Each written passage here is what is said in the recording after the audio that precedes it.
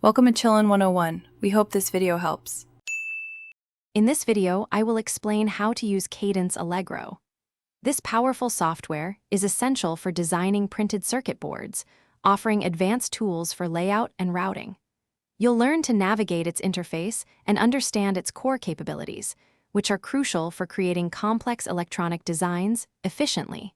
We'll cover the fundamental aspects to get you started with your projects.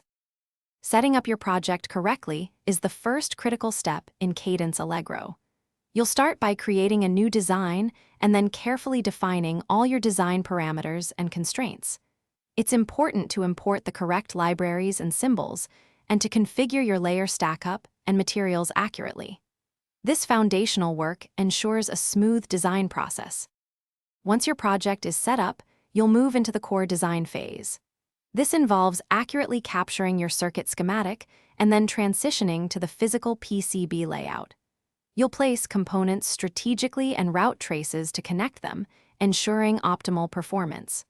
Remember to perform regular design rule checks to catch any potential errors early.